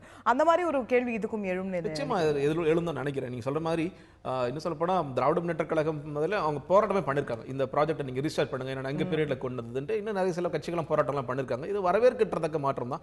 ஆனா இப்போ இந்த நீட்டுக்கோ இல்ல உணவு பாதுகாப்பு திட்டத்திற்கோ இல்ல ஜிஎஸ்டிக்கோ எழுப்பப்பட்ட அதே கேள்விகள் தொடர்ச்சியாக இருக்கும். ஒருவேளை ஜெயலலிதா இருந்த பொழுது எதிர்த்த இல்ல இதெல்லாம் மாற்றி அமைக்க வேண்டிய திட்டங்கள் இல்ல இதுல மாற்றங்கள் கொண்டு வரணும்னு நினைத்த திட்டங்கள் எல்லாம் இப்போ வேகமா நடக்குது. அப்படிங்கும் போது ஒரு மத்திய அரசாங்கம் நம்மளோட கையை ஒரு ஆர்ம் ட்விஸ்டிங் டாக்டிக்ஸ் இருக்கோ அப்படிங்கிற ஒரு சந்தேக பார்வை நிச்சயமா இருக்கும் தான் நினைக்கிறேன். அப்படியே அதை மாத்தி அதே கேள்வி கேட்டாலும் இப்போவும் அவங்க ஒப்புதல் முழுமையா வழங்கிடல. தமிழக அரசாங்கம் என்னென்ன விஷயங்கள் சொல்லுதோ அந்த கூவத்தில இருந்து அதை மாற்றி அமைக்கணும், அதெல்லாம் மாற்றினாதான் அப்ரூவல்ங்கிறத தான் அவங்க சொல்லியிருக்காங்கன்னும் போது இதை விட்டு கொடுத்துட்டதா பார்க்கவும் முடியாது. இல்ல, ஏன்னா நான் சொன்ன மாதிரி 2012லயே ஒரு நிபுணர் வந்தார். நிபுணர் அப்பயே நீங்க சொல்ற மாதிரி கூவத்தில் இதை கட்டுறதுனால ஒரு மிகப்பெரிய ஃப்ளட்ஸ் வரும், அந்த இதனால ஃப்ளட் வரும் அப்படிங்கிறது கிடையாது அப்படிங்கிறது அப்பயே ஒரு உறுதிப்படுத்தினார். இன்னொன்னு, நீங்க கோர்ட்ல கேஸ் நடக்கும்போது அவங்க மறுபடியும் சொன்னது, நீங்க என்ன கேட்கறீங்களோ நாங்க செய்யறோம், நீங்க தயவு செஞ்சு ப்ராஜெக்ட் ஸ்டார்ட் பண்ணுங்க. ஏன்னா ஃபர்ஸ்ட் அவங்க சொன்னாங்க, இல்ல நீங்க சொல்ற தவறு, இந்த கூவம் இந்த இனண்டேட் ஆயிடும் ஃப்ளட் ஆயிடும் சொல்றது நீங்க தவறுங்க. 2014 போக்குல நீங்க தயவு செய்து ப்ராஜெக்ட் ஸ்டார்ட் பண்ணுங்க, நாங்க என்ன வேணா செய்யறதுக்கு ரெடி. நான் அப்பயே அவங்க விட்டு கொடுக்க தயாரா தான் இருந்தாங்க. அன்பார்ச்சுனேட் நம்ம சைலண்டா இருந்தோம். மாநில அரசாங்கம் எல்லாருக்குமே இல்ல நாங்க ஒப்புதல் கொடுக்க முடியும்னு சொல்லிட்டு உயர்நீதிமன்றத்தில் ஆர்டர் போட்ட பிறகும் நம்ம உச்சநீதிமன்றத்தில் நம்ம தான் போய் அணுகணும். அதனால இது நிச்சயமாக அந்த மாநில உரிமைகள் மேல தலையிடுறாங்க அப்படிங்கிற பார்வை இருக்கு. ஆனா வரவேற்கத்தக்க மாற்றமா தான் பார்க்கிறேன். தேவையான ஒரு மாற்றம், தமிழகத்திற்கு இந்தியாவிற்கு எல்லாருக்கும் தேவையான மாற்றம். சோ ஒரு நல்ல மாற்றம் அப்படிங்கிற அடிப்படையில் இதை பார்க்க முடிகிறது. அதே போல நம்ம நீட் தேர்வுல பார்த்தோம்னா இதுல எப்படி ஒரு மாநில அரசாங்கம் ஒரு சின்ன லீவே கொடுத்து ஒத்துழைப்பை காட்டியிருக்காங்களோ அதே மாதிரி நீட்ல மத்திய அரசாங்கம் ஒரு நமக்கு ஒரு ஆதரவான ஒரு விஷயத்தை வந்து கொடுத்துருக்கிறத பார்க்குறோம். நீட் தேர்வை தமிழ்ல எழுதலாம் அப்படிங்கறத அவங்க சொல்லியிருக்காங்க. பல மாநில மொழிகள்ல மராத்தி, பெங்காலி, அந்த மாதிரி தெலுங்கு பல மொழிகள் சொல்றாங்க. அதுல இப்போ இந்த நீட் தேர்வை வந்து நம்ம தொடர்ந்து எதிர்த்து வந்ததுக்கான ஒரு காரணமாக என்ன இருந்தது அப்படின்னா அதுல வந்து நமக்கு வந்து கிராமப்புறங்கள்ல இருந்து வரக்கூடிய மாணவர்கள் பாதிக்கப்படக்கூடும், இதுல வந்து ஸ்டேட் போர்டில் படிச்ச மாணவர்கள் பாதிக்கப்படக்கூடும், இப்படி பல விஷயங்கள் வந்து அதுல சொல்லப்பட்டது. ஸோ நீங்க தமிழ்ல எழுதலாம்னு சொல்லும்போது அதுல பல கேட்டகரியில வரக்கூடிய மாணவர்களுக்கு ஒரு பெரிய பூஸ்டா அது இருக்கும் அப்படின்னு எடுத்துக்கலாம் இல்லையா? பூஸ்டா இருக்குங்கண்ணா. ஆனா அடிப்படையில் வந்து இப்போ நீட்டும் இதே மாதிரி தான் இந்த மாநில உரிமைகளுக்காக நம்ம பேசணுங்கிறதெல்லாம் தாண்டி ஒரு ஃபேக்சுவலான விஷயம் சொல்றேன். ஏன்னா நாங்க வந்து ஆர்டிஐ போட்டு சில தகவல்களை சேகரிச்சோம். அதன்படி பார்த்தீங்கன்னா என்ட்ரன்ஸ் எக்ஸாம்ஸ் இருக்கும் பொழுது இப்போ ஒரு 20% மாணவர்கள் கிராமப்புற மாணவர்கள் வந்தாங்கன்னா என்ட்ரன்ஸ் எக்ஸாம் எழுதின பிறகு அவங்க வரல. அதுதான் உண்மை. இன்னைக்கு வரைக்கும் நம்ம அந்த உண்மையை புரிஞ்சுக்காம இன்னைக்கு எமோஷனலா தான் பேசுறோம். கிராமப்புற மாணவர்களுக்கு இது மிகப்பெரிய பாதிப்பு. உண்மையிலே வந்து இது என்ட்ரன்ஸ் எக்ஸாம் இருக்கா இல்லைங்கிற கிராமப்புற மாணவர்கள் தொடர்ச்சியாக வந்து ஒரு பின்தங்கிய நிலைமையில தான் இருக்குது. Entrance irrespective of entrance exams or not அப்படிங்கிற மாதிரி தான் இது. அப்போ நம்ம இந்த தமிழ்ல அதாவது என்ட்ரன்ஸ் எக்ஸாம் இருக்கோ இல்லையோ கிராமப்புற மாணவர்கள் பாதிக்கப்பட்டு கொண்டே இருக்காங்க. ஏன்னா அவர்களுடைய கல்வி தரம் அந்த மாதிரி விஷயங்கள் அதை நம்ம எப்படி இம்ப்ரூவ் பண்றோம், அந்த ஸ்டாண்டர்ட் எப்படி இம்ப்ரூவ் பண்றோம். என்ட்ரன்ஸ் எக்ஸாமே இல்லாம இப்போ நமக்கு இன்ஜினியரிங் விஷயங்கள் நடக்கிறது மாதிரி இல்ல மருத்துவ விஷயங்கள் நடக்கிறது மாதிரி ஓப்பனா மார்க் அடிப்படையில கவுன்சிலிங்னு கொடுத்தா கூட அங்கேயுமே நகர்ப்புற மாணவர்கள் தான் அவங்க தான் முன்னாடி வராங்க. இன்னும் சொல்ல போனா அதோட பெட்டரா வராங்க. என்ட்ரன்ஸ் எக்ஸாம்ஸ் போதாவது கூட இப்போ கிராமப்புற மாணவர்கள் சில பேர் என்ன பண்ணுவாங்க, சிட்டிக்கு வந்து சில கோச்சிங் சென்டர்ஸ்ல படிப்பாங்க. இப்போ அதுவும் கிடையாதுங்கும் பொழுது நகர்ப்புற மாணவர்களுக்கு தான் இது உண்மையிலே பெனிஃபிட் ஆயிட்டு. நீங்க ஃபேக்சுவல் ஏன்னா நிறைய அரசியல்வாதிகள் நிறைய அரசியல் கட்சிகள் பேசும்போது இல்ல கிராமப்புற மாநில நான் அவங்கள்ட்ட கேட்கறதுனால தயவுசெய்து ஃபேக்சுவல் ஃபேக்ட்ஸ் எடுத்து பார்த்தீங்கன்னா நீங்க பேசுறது உண்மை அப்படியே மாறா இருக்கும், புறம்பா இருக்கும் அப்படிங்கிறதா. ஸோ நம்ம பண்ண வேண்டியது கேட்டீங்கன்னா இப்போ கிராமப்புற மாணவர்களுக்கு என்ன பண்ணணும் அப்படிங்கிறது. ஏன்னா அவர்கள் வந்து பொருளாதாரத்தில் பின்தங்கி இருக்கிறாங்க, இவர்களுக்கு இங்க சிட்டியில் கிடைக்கிற மாணவர்களுக்கான வசதிகள் இல்லை. அப்போ அதையே ஓவராலா என்ன சேஞ்ச் பண்ணணும் அப்படிங்கிற ஒரு பார்வையை நோக்கி ஒரு இந்த தேர்வு அப்படிங்கிற விஷயத்தை எதிர்க்காமல் அவர்களுக்கு எப்படி தரத்தை மேம்படுத்துவது அப்படிங்கிற பார்க்கணும். அந்த விஷயத்துல இப்போ நம்மளோட பள்ளிக்கல்வித்துறை அமைச்சர் சொன்ன மாதிரி இந்த கோச்சிங் சென்டர்ஸ் அப்படிங்கிற சொல்றது, கோச்சிங் சென்டர்ஸ் நிறைய வந்து கிராமப்புறத்திலே அமைக்கணும் நினைக்கிறேன். மறுபடியும் வந்து ஒரு மாவட்ட தலைநகரில் அமைச்சு அவங்கள உள்ள கொண்டு வரதை விட நீங்க கிராமத்தில் அமைச்சு அவங்களை கொண்டு ஏன்னா இந்த இரண்டாவது டயர் டவுன்ஸ்ல அந்த மாதிரி சின்ன ஊர்கள்ல ஏன்னா நம்ம நகர்ப்புற மாணவர்கள் எப்படியாவது பல பிரைவேட் கோச்சிங் சென்டர்ஸ் இருக்கு, அவங்க இப்பயே தயாராக ஆரம்பிச்சிருப்பாங்க. இப்போ நம்ம ஆட் எல்லாம் வர ஆரம்பிச்சு நீட் எக்ஸாம்ஸ் நாங்க நல்லா பண்ணுவோம் நீங்க வாங்க வாங்கன்ட்டு கூப்பிட ஆரம்பிச்சிட்டாங்க. அவங்க வந்து பணம் கட்டி கூட போகக்கூடிய வசதிகள் இருக்கும். நம்ம செய்ய வேண்டிய கிராமப்புற மாணவர்களுக்கு ஒரு நல்ல கோச்சிங் சென்டர்ஸ் அந்த கிராமத்தில் ஏற்படுத்துறது ஒரு மிகப்பெரிய பலனாக இருக்கும்னு நினைக்கிறேன். இன்னொன்று கல்வி தரம் அப்படின்னு பார்க்கும்பொழுது அவர்களை எப்படி இன்னும் இம்ப்ரூவ் பண்றது அப்படிங்கிற பார்க்கணும். ஓவரால் எக்ஸ்போசர் ஏன்னா நகரத்துக்கும் கிராமத்துக்கும் வித்தியாசம் சொல்லுவாங்க. நிறைய எக்ஸ்போசர் இருக்கு, அங்கே கம்மியா இருக்கு. அந்த எக்ஸ்போசர் எப்படி கொண்டு வரது, அந்த அவேர்னஸ் எப்படி கொண்டு வரதை நோக்கி நம்ம போகணும்னு நினைக்கிறேன். இது நல்ல விஷயம் தான், தமிழ்ல கொண்டு வரது அப்படிங்கிறது நல்ல விஷயம் தான். பட் அது பெரிய எட்ஜ் கொடுக்குமா அப்படிங்கிறது எனக்கு தெரியல. ஏன்னா நிறைய மாணவர்கள் வந்து இப்ப அதை புரிந்து கொள்ளக்கூடிய ஒரு சைக்காலஜிக்கலான ஆங்கிலத்துல கடுமையான வார்த்தைகளை பார்ப்பதற்கும் என்னுடைய தாய்மொழியில் எழுதுவதற்கும் நிச்சயமா ஒரு சேஞ்ச் இருக்கும்னு நினைக்கிறேன். கண்டிப்பா. சோ இது ஆனா அந்த மொழி சார்ந்த விஷயங்கள் மாறுதல் மட்டுமே பார்த்தாது, நம்ம அந்த கிராமப்புற மாணவர்களை எப்படி தரம் உயர்த்துறது ரொம்ப முக்கியம் அப்படிங்கிற கருத்து இங்கே பதிவு செய்யப்படுகிறது. அனைத்து திரையரங்குகளிலும் ஒரு சினிமாவை ஆரம்பிப்பதற்கு முன்னாக ஒரு காட்சி துவங்குவதற்கு முன்பாக தேசிய கீதம் இசைக்கப்பட வேண்டும். அந்த தேசிய கீதம் இசைக்கப்படும் போது அனைவரும் எழுந்து நிற்க வேண்டும், அதற்கான உரிய மரியாதையை செலுத்த வேண்டும் என்று உச்சநீதிமன்றம் ஒரு தீர்ப்பை வழங்கியிருந்தது. இந்த தீர்ப்பில் மீது பல்வேறுபட்ட பார்வைகள் முன்வைக்கப்பட்டன, பல்வேறுபட்ட கருத்துக்கள் முன்வைக்கப்பட்டன. அதில் ஒன்றாக நேற்று நாம வந்து இதை எதிர்த்து உச்சநீதிமன்றத்தில் மீண்டுமே ஒரு வழக்கு, ஒரு மேல்முறையீடுக்கு வந்து சென்றிருக்கக்கூடியதை நாம் பார்க்கிறோம். அதிலே உச்சநீதிமன்றம் இந்த ஆணையை திரும்ப பெறுவதற்கான ஒரு ஐடியாவே இல்லை அப்படிங்கறது, அந்த ஒட்டுமொத்த ஆணையம் திரும்ப பெற முடியாது அப்படிங்கறத ரொம்ப தெளிவா அவங்க வந்து மறுத்துட்டாங்க. ஆனா ஒரு சில விதிவிலக்குகளை மட்டும் அவங்க கொடுத்திருக்காங்க. மாற்றுத்திறனாளிகள் அவங்களால எழுந்து நிற்க முடியாது அப்படிங்கிற மாதிரி இருக்கிறவங்க வந்து எழுந்து நிற்கணும்னு அவசியம் இல்லை, அவங்கள துன்புறுத்தக்கூடாது, அதை கட்டாயமாக்க கூடாது. அதே போல கதவெல்லாம் இழுத்து தாப்பா போடணும் அப்படிங்கிறதுலாம் ஒன்றும் கிடையாது. அந்த தேசிய கீதம் இசைக்கப்படும் போது வெறும்னே அது சாத்தப்பட்டு மட்டும் இருந்தால் மட்டுமே போதும். இந்த மாதிரி சில விதிவிலக்குகளை மட்டும் அவங்க அளிக்கிறாங்க. ஆனா ஒட்டுமொத்தமா இது வந்து ஒரு பேட்ரியாட்டிசம் சார்ந்த ஒரு விஷயம், தேசபக்தி சார்ந்த விஷயம். இதுல வந்து நாங்க திரும்ப அந்த ஒட்டுமொத்த உத்தரவை பின் வருவதற்கான வந்து வாய்ப்பே கிடையாது அப்படிங்கிறத அவங்க சொல்லியிருக்காங்க. நிச்சயமா மாற்றுத்திறனாளிகளுக்கு கொடுக்கப்பட்ட சலுகைகள் அப்படின்னு பார்க்க அளவில் அது வரவேற்கத்தக்கது அப்படின்னு தான் முதற்கட்டமா பார்க்கிறோம் இல்லையா? ஆமா, நிச்சயமாக. அதாவது இந்த தீர்ப்பு நீங்க சொன்ன மாதிரி பல்வேறு மாறுபட்ட கருத்துக்கள் இருக்கு. ஒன்று வந்து ஃபோர்ஸ்டு பேட்ரியாட்டிசமா இது நீங்க வந்து திணிக்கிறீங்க தேசபக்தியை திணிச்சலாம் வராது அப்படிங்கிறது ஒரு பார்வை இருக்கு. இன்னொரு பக்கம் நிறைய பேருக்கு இந்த தேசபக்தி வளருவதற்கு இது ஒரு வாய்ப்பா இருக்கும், நீங்க தியேட்டர்ல பாடுறது அப்படிங்கிற இரு பார்வைகள் இருக்கிறது. இது பார்க்கும் பொழுது அன்னைக்கே நிறைய கேள்விகள் எழுப்பப்பட்டது. நீங்க வந்து உட்கார்ந்து இருக்கணுமா, நிக்கலாமா? ஏன்னா வேரியஸ் ஜட்ஜ்மெண்ட்ஸ் வந்திருக்கு. இது ஏற்கனவே வந்து ஒரு உயர்நீதிமன்றத்தில் போட்ட வழக்கு. இன்னும் சொல்ல போனா இவரே போட்டிருக்காரு, சவுஸ்கிங்கிறவரே போட்டிருக்காரு. இப்போ ஜட்ஜ்மெண்ட் கொடுத்த அதே நீதி அரசரே இது ஜட்ஜ்மெண்ட் கொடுத்திருக்காருங்கிறதெல்லாம் பார்க்கிறோம். அப்படி பார்க்கும் பொழுது அன்னைக்கு நிறைய கேள்விகள், இது வந்து எது வந்து நீதிமன்ற நேஷனல் அந்தத்தை அவமதிக்கிற மாதிரியான செயலா இருக்கும் அப்படிங்கிற மாதிரி பல்வேறு கருத்துக்கள் தொடர்ச்சியாக வைக்கப்பட்டது. அதில் குறிப்பாக வந்து இது மாற்றுத்திறனாளிகள் என்ன செய்வாங்க அப்படிங்கிற ஒரு கேள்வி பிரதானம் வைக்கப்பட்டது. அதற்கு ஒரு ரிலீஃப் கொடுத்திருக்கிறது நல்ல விஷயமா தான் பார்க்கிறேன். அதுல இன்னும் கூட எனக்கு ஒரு சந்தேகம் வருது. மாற்றுத்திறனாளிகள் எழுந்து நிற்க வேண்டிய அவசியம் இல்லைன்னு சொல்லக்கூடிய அதே நேரத்தில் உச்சநீதிமன்றம் என்ன சொல்லுதுன்னா, வேற ஏதாவது வழியில அவர்களுடைய மரியாதையை அவர்கள் தெரிவிக்க வேண்டும். அந்த வேற ஏதாவது வழி என்ன அப்படிங்கிறதும் தெரியல, அது கிளாரிட்டி இல்ல. அதை மத்திய அரசாங்கம் அதை ஃப்ரேம் பண்ணி சொல்லணும் அப்படின்னு சொல்லியிருக்காங்க. ஸோ அது இன்னும் வந்தாதான் தெரியும் அந்த வேற ஏதாவது வழி என்ன, அதை எப்படி தெரிவிக்க போறாங்கன்னு. அவங்க வந்து செல்யூட் அடிக்கணுமா, இல்லை வந்து அவங்க வேற ஏதாவது செய்யணுமா அப்படிங்கிறது தெரியல. இல்லை அதுதான், அது இன்னும் சொல்லப்போனால் இந்த ஃபோர்ஸ்டு பேட்ரியாட்டிசம் மேலே இன்னொரு ஃபோர்ஸ் இருக்கிற மாதிரி தான் ஆகிடும்னு நினைக்கிறேன். ஏன்னா அடிப்படையில் இப்போ தேசபக்திங்கிறது, நான் இப்போ போன வெள்ளத்தில் பார்த்தோம், நம்ம மழை வெள்ளத்தில் பார்த்தோம், எண்ணற்ற இளைஞர்கள் என்ஜிஓஸ்லாம் நிறைய பேர் களத்தில் இறங்கி பார்த்தோம். அதுதான் நான் தேசபக்தியை பார்க்குறேன்.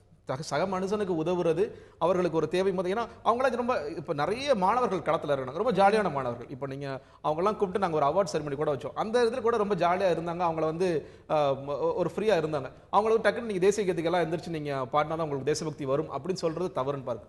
இன்னொன்று, நம்ம பிரச்சனைகளை நோக்கி போகணும்னு நினைக்கிறேன். இன்னைக்கு நம்ம ஒவ்வொருத்தருக்கும் தேசபக்தியை காட்டுறதுக்கு எண்ணற்ற வழிகள் இருக்கு. இன்னைக்கு நம்ம வீட்டில் வந்து நிறைய குப்பை சேர்த்துட்டே இருக்கும். அந்த குப்பையை பிரித்து கொடுக்கறது ஒரு தேசபக்தியா இருக்கு. நம்ம நாட்டு வந்து சுத்தமாக வச்சுக்கணும் அப்படிங்கிறது இன்னைக்கு ஸ்வச் பாரத் மிஷன் மாதிரியான விஷயங்கள் கொண்டு வரும். நீங்க அதன் மூலியமா தேசபக்தியை கொண்டு வரலாம். நீங்க தேசிய கீதம் பாடி தான் கொண்டு வரணுங்கிற அவசியம் இல்லை. இப்போ நாங்கள் வந்து நிறைய கூட்டங்கள் நடத்துவோம், நாங்கள் வந்து ஆர்ப்பாட்டங்கள் கூட நடத்துவோம். அந்த இடங்களில் அது ரொம்ப இயற்கையாக வந்து திடீர்னு நாங்கள் வந்து நேஷனல் ஆந்தம், நான் எனக்கு ரொம்ப நினைவு இருக்கு, நேஷனல் ஆந்தம் பாடம் ஒரு நிகழ்ச்சி முடிச்சதா ஞாபகமே இல்லை. ஆர்ப்பாட்டம் பண்ணும்போது கூட நாங்கள் முடிச்சிருக்கோம். சில காவல்துறையினர் வந்து சிரிப்பாங்க, என்ன நீங்கள் ஆர்ப்பாட்டம் பண்ணும்போது நாங்கள் எந்த அரசியல் கட்சி பார்த்ததில்லை, இல்லை நீங்கள் என்ன சார் தேசிய இதெல்லாம் பாடிட்டு இருக்கீங்க. அது ரொம்ப நேச்சுரலாக வந்துச்சு, எங்கேருந்து வந்ததுங்கிற தெரியாது. ஆனால் அதே வந்து ஒருத்தர் ஃபோர்ஸ் பண்ணி எல்லாரும் எந்திரிச்சு நில்லுங்க, நம்மளால நேஷனல் ஆந்தம் இயல்பா வரும்போது இப்போ நம்ம தந்தி தொலைக்காட்சி நடத்தக்கூடிய நிகழ்ச்சிகளில் கூட கடைசியில் தேசிய கீதம் பாடுறோம். இந்த மாதிரி இயல்பா செய்யக்கூடியது அப்படிங்கிறது வேற, அது ஒரு ஆணையின் பேர்ல செய்யக்கூடியது சொல்லும்போது அது எப்படி போகுங்கிறது தெரியல. இன்னொன்று, இன்னைக்கு என்ன சொல்றாங்க, மகாராஷ்டிராவில் ஏற்கனவே இது நடந்துட்டு இருக்குன்னு சொல்லும்போது மகாராஷ்டிராவில் இருக்கிற தேட்டர்ஸே பல்வேறு கருத்துக்கள் சொல்றாங்க. ஒன்று, நாங்கள் பல நேரங்களில் மக்கள் கிளம்பி போயிடுறாங்க, நாங்கள் பாதி பேர் நிற்கிறாங்க, இது என்னது நாங்கள் எது நிற்கணும்னு சொல்லிட்டு பல பேர் கிளம்பி போயிடுறாங்க அப்படி சொல்றாங்க. டெல்லியில் இதன் முயற்சி பண்ணோம், மக்கள் தொடர்ச்சியாக கிளம்பி போனதுனால நாங்கள் வந்து ஸ்டாப் பண்ணிட்டோம். நாங்கள் வந்து அப்பதான் அவமதிக்கிற மாதிரி ஆயிடுது. ஒரு தேசிய கீதம் பாடிக்கிட்டு இருக்கு, பாதி மக்கள் போறாங்க, பாதி மக்கள் என்ன செய்யறது தெரியாம நிற்கிறாங்க, இந்த மாதிரியான ஒரு பொசிஷன் நாங்கள் எடுக்க வேண்டாம்னு நாங்கள் ஸ்டாப் பண்ணோம் அப்படின்னு. நம்ம சென்னையில் கூட ஒரு சில தேட்டர்ஸ்ல பாடிட்டு இருக்காங்க அப்படின்னு சொல்றாங்க. ஏற்கனவே இல்ல, தமிழ்நாடு முழுக்கவே அது ஒரு பிராக்டிஸாவே இருந்தது. சில வருடங்களுக்கு முன்னாடி எல்லா தியேட்டரும் கிராமப்புற தியேட்டர்கள்ல கூட தேசிய கீதம் இசைச்சிட்டு இது பண்றது இருந்துச்சு. ஆனா அதை ஏன் கைவிட்டாங்க அப்படின்னா, இது மக்கள் வந்து அவசரமா போறாங்க, அது வந்து அதுக்கு அவமதிப்பு செய்யற மாதிரி ஒரு விஷயம் நடக்குது. அதனால தான் நம்ம அந்த மாதிரி ஒரு ஃபோர்ஸ்டு பேட்ரியாட்டிசம் எவ்வளவு தூரம் ஒர்க் அவுட் ஆகுங்கிறது தெரியல. மேபி இன்னொரு சுப்ரீம் கோர்ட்ல இதே மாதிரி ஒரு கேஸ் வரும்போது அது வேண்டாம்னு சொல்லக்கூடிய ஒரு நிலைமை கூட வரும். இல்ல, இதே உச்சநீதிமன்றத்துல உச்சநீதிமன்ற கோர்ட் ரூம்ல ஒரு வழக்குக்கு முன்னாடி பாடணும்னு சொல்லும்போது அது நிராகரிக்கிறாங்க. அது வந்து ஏன்னா அவங்க அது ஒரு மாறுபட்ட நிலைப்பாடு தான் எடுக்கிறாங்க. ஆனா பொதுமக்களுக்கு வரும்போது ஒரு மாறுபட்ட நிலைப்பாடு. இன்னொன்னு என்னன்னு கேட்டீங்கன்னா, இப்போ தேசபக்தியை வளர்க்கறதுக்கு நம்ம பள்ளிக்கூடங்கள்ல ஏன் பாடுறோம்னா அங்க வந்து தேசபக்தி வளரணும்னு பாக்குறோம். இன்னொன்னு, நம்ம வரலாற்று பாடங்கள் மூலியமாக நம்ம வரலாறு இடம் பிடித்த தலைவர்கள், நாட்டுக்காக உழைத்த தலைவர்கள், அதை பத்தி அந்த பள்ளிக்கூடம் சொல்லும்போது தான் வருது. இப்ப நம்ம அனைத்து பள்ளிக்கூடங்கள்லயும் ஒரு பிரேயர் அப்படின்றது ஒண்ணு நடக்குது. அதுக்கு முன்னாடி ஒரு பாட்டு, இப்போ ஒண்ணு தெய்வ பாடல்களோ தேசபக்தி பாடல்களோ ஏதோ ஒரு பாடல்கள் வந்து அவங்க வந்து பாடுறாங்க. இது வந்து ஸ்கூலோட முடிஞ்சிருதே தவிர, நம்ம 16-17 வயசுல ஸ்கூல் முடிச்சுட்டு ஒருத்தர் வெளியே வந்துட்டாரு அப்படின்னா, ஒரு மாணவன் வெளியே வந்துட்டான் அப்படின்னா, அதற்கு பிறகு அவர்களுக்கு ஒரு தேசிய கீதம் பாடுவதற்கோ ஒரு நேஷனலான விஷயங்களை முன்னெடுப்பதற்கோ தேசபக்தி பாடல்களையோ தேசபக்தி விஷயங்களையோ கேட்பதற்கோ ஆன வாய்ப்பே வேற லைஃப்ல எங்கேயுமே இல்லாம போயிருது இல்ல. அப்போ அதற்கான ஒரு வாய்ப்பா இது keeping in touch with your நேஷனலிசம்ங்கிற மாதிரி இதை ஏன் பார்க்க இல்ல பார்க்கலாம். நான் அதற்கு என்ன சொல்றேன்னா, அதாவது நீங்க அந்த பள்ளி பருவம் முடிஞ்சு கல்லூரி பருவமோ இல்லை அடுத்து வேலைக்கு வரும்போது சுயமா சிந்திக்கக்கூடிய நிறைய விஷயங்கள் நமக்கு வந்து இன்னைக்கு நிறைய நூலகங்கள் நம்ம ஆரம்பிக்கலாம். நூலகங்கள்ல இன்னைக்கு தேசிய தலைவர்களை பற்றியான குறிப்புகளோ புத்தகங்களோ ரொம்ப கம்மி. ஒண்ணு, இன்னைக்கு நம்ம காந்தி மண்டபம் இருக்கு. நீங்க காந்தி மண்டபத்துல இருக்கிற எல்லா தலைவர்களுக்கும் சிலைக்கும் பக்கத்துல அவர்களை பற்றி ஏதாவது ஒரு குறிப்பு இருக்கான்னு பாருங்க, இருக்காது. இன்னைக்கு நிறைய பேருக்கு ரெட்டைமலை சீனிவாசன் என்ன பண்ணாருங்கிறது தெரியாது. இன்னைக்கு காமராஜர் என்ன பண்ணாருன்னு கூட தெரியாது. ராஜாஜி என்ன பண்ணிருக்காருங்கிறது தெரியாது. இன்னைக்கு ராஜாஜி படங்கள் அவருடைய போட்டோல பாத்தீங்கன்னா கிறுக்கி வச்சிருப்பாங்க நிறைய பேர். இன்னைக்கு நேற்று ராஜாஜி அவர்களுடைய பிறந்தநாள் அது அப்படியே சலனமில்லாமல் கழிந்து விட்டது நம்ம பார்க்கிறோம். எந்த ஒரு இது இல்லாம போயிடுச்சு. அந்த அட்லீஸ்ட் அவங்க பிறந்த நாளுக்கு நான் சொல்றேன், தமிழக அரசாங்கமோ இல்ல யாரோ நீங்க அன்னைக்கு வர்றவங்களுக்கு ஒரு பிட் நோட்டீஸ் கொடுங்க, ராஜாஜி செய்த விஷயங்கள் இதெல்லாம் இல்ல அங்கேயே நீங்க வச்சிருங்க. நீங்க டிஸ்ட்ரிபியூட் கூட பண்ண வேணாம், ஒரு 10,000 காப்பி 1,00,000 காப்பி அடிச்சு வைங்க. அவங்கள பத்தி ஒரு குறுந்தகடு போடுங்க, குறுந்தகவல் கொடுங்க. அந்த மாதிரி விஷயங்கள் பண்ணும்போது ஆட்டோமேட்டிக்கா வரும். என்ன கேட்டீங்கன்னா அந்த அவென்யூஸ் நம்ம யூஸ் பண்றதே கிடையாது. நீங்க எங்கெங்கெல்லாம் தேசபக்தி வளரணும். நான் ரொம்ப இன்ஸ்பைரிங்கா நான் காந்தி ஜெயந்தி அன்னைக்கு காந்தி மண்டபம் போறேன். இன்ஸ்பைரிங்கா எனக்கு இருக்கு, நான் போய் காந்தியை பார்க்கணும்னு நினைக்கிறேன். அன்னைக்கு அம்பேத்கரோட பிறந்த நாளைக்கு அம்பேத்கரை பத்தி பார்க்கணும்னு நினைக்கிறேன். அவரோட சிலை இருக்கு, நீங்க நிறைய சிலைகள் இருக்கு. அந்த சிலைகளுக்கு பின்னாடி என்ன கதை இருக்குங்கிறது இங்க நிறைய தெரியவே மாட்டேங்குது யாருக்கு. அப்படி தேசபக்தியை வளர்க்கணும். நீங்க நூலகங்கள் எல்லாத்துலயும் தேச தலைவர்களுக்கு தனியா ஒரு பக்தி வைங்க. தேச தலைவர்கள் எவ்வளவு உழைச்சிருக்காங்க, இந்த சுதந்திரம் எவ்வளவு கஷ்டப்பட்டு வாங்கணும் அப்படிங்கறத கொண்டு வரும்போது ஆட்டோமேட்டிக்கா வரும். அதை விட்டு நீங்க தேசிய கீதம் பாடுனா உங்களுக்கு வந்து தேசபக்தி வரும்ங்கிறது எனக்கு புரிந்து கொள்ள முடியவில்லை. நிச்சயமா. சோ தேசிய கீதம் பாடுவது தவறு அப்படின்னு எங்கேயுமே சொல்ல முடியாது. ஆனா அது மட்டுமே மற்ற விஷயங்களும் இருக்கு அப்படிங்கறதையும் இங்க பதிவு செய்யப்படுகிறது. இந்திய வரலாற்றில் முதல் முறையாக ஒரு விமானப்படையுடைய தளபதியாக இருந்தவர் ஒரு ஊழல் புகாரில் கைது செய்யப்பட்டிருக்கிறார். சிபிஐ இந்த ஒரு வரலாற்றில் இல்லாத ஒரு நடவடிக்கை முதல் முறையாக எடுத்திருக்கிறது. அதற்கான ரொம்ப வலுவான ஆதாரங்களும் எங்களிடம் இருக்கின்றன. அதை இல்லாட்டி நாங்க இந்த மாதிரி ஒரு நடவடிக்கை எடுத்திருக்க மாட்டோம் அப்படின்னு அவங்க சொல்லக்கூடியதை பார்க்கிறோம். இந்த வழக்கே ரொம்ப ஒரு ஏற்கனவே மீடியால மக்கள் மத்தியில பரபரப்பை ஏற்படுத்திய வழக்கு. இந்த அகஸ்டா வெஸ்ட்லேண்ட்ல இருந்து ஹெலிகாப்டர் 12 ஹெலிகாப்டர் விஐபிக்களுக்கான ஹெலிகாப்டர் வாங்கக்கூடிய விஷயம். அதுல வந்து சில ஊழல் புகார்கள் நடந்தது. அந்த அகஸ்டா வெஸ்ட்லேண்ட் கம்பெனி வந்து இந்தியாவில் இருக்கக்கூடிய சில அதிகாரிகளுக்கு சில தலைவர்களுக்கு சில லஞ்சத்தை கொடுத்ததன் மூலமா இந்த டீலை வாங்கினாங்க அப்படிங்கிறது அங்க இருக்கக்கூடிய புகார். இந்த புகாரின் அடிப்படையில தான் ஜனவரி 2014 இந்த ஒப்பந்தமே ரத்து செய்யப்படுகிறது. அதற்கு பிறகு தொடர்ந்து சிபிஐ வந்து இந்த வழக்கை நடத்தி வருகிறது. அதுல அந்த ஏர்போர்ஸ் உடைய சீஃபா இருந்தவருக்கே இதுல வந்து ஒரு ஹேண்ட் இருந்திருக்கு. அவரும் கூட இதுல தொடர்பு படுத்தப்பட்டிருக்கிறார் அப்படிங்கிற அடிப்படையில தான் இன்னைக்கு வந்து அவரே முதல்ல விசாரணைக்கு கூப்பிடுறாங்க. அதற்கு பிறகு அவர் கைது செய்யப்படுகிறார். அவருடைய உறவினர்கள் சிலர், அவருக்கு தரகராக செயல்பட்டவர்கள்னு சொல்லியும் சிலர் கைது செய்யப்படுறாங்க அப்படிங்கிறத பார்த்தோம். நிச்சயமா ஒரு அன்பிரசிடென்டட் மூவ், ஒரு முன்னாடி இல்லாத ஒரு மூவா இருக்கிறது. இதை நம்ம எப்படி பார்க்கறது, சாமானிய மக்கள் எப்படி புரிஞ்சுக்கிறது? நிச்சயமாங்க. அதாவது நீங்க சொன்ன மாதிரி அதுல வந்து அது 3600 கோடிக்கான ஒப்பந்தம். அது மொத்தமா 12 ஹெலிகாப்டர் விவிஐபிஸ்க்காக வாங்குறது அப்படின்னு 2010 போட்ட டீல். இது எப்போ முதல்ல கிளம்பிச்சுன்னு கேட்டீங்கன்னா 2013 அந்த சிஇஓ ஒர்சி அவர் வந்து அங்கே அரெஸ்ட் பண்ணதுக்கு பிறகு அவர் அரெஸ்ட் பண்ணாங்க. அப்புறம் இம்ப்ரெஷன் அந்த கம்பெனியோட சிஇஓ அரெஸ்ட் பண்ணதுக்கு அப்புறம் தான் இங்க பிரச்சனை ஆச்சு. அடுத்த நாளே வந்து ஏகே ஆண்டனி அவர்கள் வந்து இங்க ஒரு ப்ரோப் ஒன்று வச்சு இது உண்மையிலேயே ஆமா இதுல வந்து பிரச்சனைகள் இருக்கு, கரப்ஷன் நடந்திருக்கு அப்படிங்கறத ஓப்பனா ஒத்துக்கிட்டு இங்க பல்வேறு நபர்கள் மேல குற்றச்சாட்டு வந்தது. தொடர்ச்சியாக டீலை ரத்து பண்ணாங்க. டீலை ரத்து பண்ணது மட்டும் இல்லாம 2 கேஸ் மூலமா நம்ம இது வரைக்கும் அவர்கள் கொடுத்த 45% காசை நம்ம திரும்ப ரெக்கவர் பண்ணிட்டோம். அந்த காசு ரெக்கவர் ஆயிடுச்சு. அதனால இதுல லாசஸ் அப்படிங்கிறது கிடையாது. ஆனா அதை மீறி இந்த மாதிரியான ஒரு விஷயத்துல இங்க யாரெல்லாம் லஞ்சம் கிக் பேக்ஸ் போயிருக்கு இல்ல வந்து லஞ்சம் போயிருக்கு அப்படின்னு பார்க்கும் பொழுது பெரிய பெரிய தலைகள் இதுல இன்வால்வ் ஆயிருக்காங்க அப்படிங்கிறது. இன்னும் சொல்ல போனா அன்னைக்கு வந்து பிஜேபி அரசாங்கம் ஒரு ஜாயிண்ட் பார்லிமெண்டரி கமிட்டி மீட்டிங் இது கூட கிடையாது. ஏன்னா நிச்சயமாக இதுல அரசியல்வாதிகள் குறிப்பா காங்கிரஸ் தலைவர்களுக்கும் இதுல வந்து இந்த ஊழல் வந்து பங்கு இருக்கும் அப்படிங்கிறத மிகப்பெரிய கண்டனம் தெரிவிச்சாங்க. பல நாட்கள் வெளிநடப்பு செஞ்ச பார்லிமெண்ட்ல அதெல்லாம் பார்த்தோம். ஆனா வந்து அரசியல்வாதிகளை விட்டுட்டு மற்ற அரசு அதிகாரிகள் அப்படிங்கிறவங்களாம் போனாங்க. அதே நேரத்தில் இவருக்கு எஸ்பி தியாகி மேல அங்கேயும் ஒரு வழக்கு நடந்தது, இட்டாலியும் நடந்துச்சு. அங்கே வந்து இவரை இது பண்ணிட்டாங்க. ஃபர்ஸ்ட் வந்து இவரை அக்யூட்டல் பண்ணிட்டாங்க. அக்யூட்டல் பண்ணதில் இவர் மேலே தவறு இல்லை அப்படிங்கிறத அக்யூட்டல் பண்ணி தான் அதுக்கப்புறம் இந்த சார்ஜஸ் கூட இந்த பணம் கூட ரெக்கவரி கூட ஃபர்ஸ்ட் ஒரு கீழ் கோர்ட்டில் கிடையாதுன்னாங்க. அப்புறம் மறுபடியும் மேல் கோர்ட்டை வந்து இல்லை நீங்கள் ரெக்கவர் பண்ணிக்கலாம்னு சொல்லிட்டு இந்திய அரசாங்கம் ரெக்கவர் பண்ண விஷயங்களை நம்ம பார்த்தோம். இதில் நம்ம தெரிந்து கொள்ள வேண்டிய விஷயம் என்னன்னு கேட்டிங்கன்னா, இந்த மாதிரி பல்வேறு புகார்கள் பல்வேறு ஊழல்களில் வந்து ஒரு அரசு அதிகாரிகள் இன்வால்வ் ஆகுறாங்க. ஆனால் அந்த அரசு அதிகாரிகள் மேல நடவடிக்கை வந்து உடனடியாக பாயலையா அப்படிங்கிறது ஒரு மிகப்பெரிய குற்றச்சாட்டை பார்க்குறேன். இந்த இடத்துல தான் அந்த லோக்பால் மாதிரியான விஷயங்களுடைய இதை பார்க்கிறேன். ஏன்னா இன்னைக்கு ஒரு சாமானியன் சொல்லும்போது ஒரு ஆக்டிவிஸ்ட் தொடர்ச்சியாக அந்த ஆகஸ்டா வெஸ்ட்லேண்ட் மாதிரி விஷயங்களை பார்த்துட்டு இருக்காரு. அவருக்கு தெரியும் இது என்னென்னலாம் நடந்துகிட்டு இருக்கு, இது எதை நோக்கி போகுது, இதுல ஊழல் நடந்திருக்குமோ நடக்காது. அப்படி ஒரு ஆக்டிவிஸ்டா இருக்கிற ஒருத்தர் நேரடியாக போய் ஒரு புகார் தெரிவிக்க முடியுமா அப்படின்னா இன்னைக்கு அதற்கான வாய்ப்பே இல்லாத ஒரு நிலைமை தான் இருக்கு. அப்ப இந்த மாதிரி நேரத்தில் தான் லோக்பால் மாதிரியான சட்டங்கள் வலுப்பெறணும். அந்த லோக்பால் மாதிரியான சட்டங்கள் மூலியமா ஒரு சாமானியன் கூட நிச்சயமா எந்த ஒரு அரசு அதிகாரி மேலேயோ இல்ல அரசியல்வாதி மேலேயோ ஒரு புகார் தெரிவிக்கலாம் அப்படிங்கிற வரும் நான் பார்க்கிறேன். ரைட். இதுல ஒரு பக்கம் இந்த இந்த ஊழல் புகார்கள் மீண்டும் இப்போ வந்து முன்னிலைக்கு வருவது என்பது இது வந்து திரும்ப காங்கிரஸ் கட்சியுடைய ஆட்சியில இந்த விஷயம் நடைபெற்றது அப்படிங்கிறது தான் தொடர்ந்து அவங்களுடைய வரிசையா பல ஸ்கேம்ஸ் இருந்ததுங்கிறது தொடர்ந்து பேசப்பட்டு வந்த விஷயமா இருந்தது. ஸோ மீண்டும் இது வந்து காங்கிரஸ் கட்சியின் மீது இந்த கவனம் திரும்புவதற்கு அவர்களுடைய தலைவர்கள் மீது இந்த விஷயம் வந்து அடுத்த குற்றச்சாட்டுகளை வந்து பாஜக முன்வைப்பதற்கான ஒரு வாய்ப்பாகவும் இந்த ஒரு விஷயம் இப்போ வந்து. ஆமாம், அதாவது இதுல ஒரு அரசியல் பாத்தீங்கன்னா இப்போ இந்த டிமானிட்டைசேஷன் பிரச்சனை ரொம்ப வீரியமா போயிட்டு இருக்கு. இப்போ ராகுல் காந்தி கூட நேற்று நான் பேச ஆரம்பிச்சேன்னா பெரிய பூகம்பமே வெடிக்கும் அப்படிலாம் சொல்லி பேசியிருக்கிறாரு. அந்த நேரங்கள்ல ஏன் பேசலங்கிறது தான் அடுத்த கேள்வி. இது ஒன்று நடந்துட்டு இருக்கு. அப்போ இதை டேக்கிள் பண்றதுக்கும் ஒன்று வேணும்.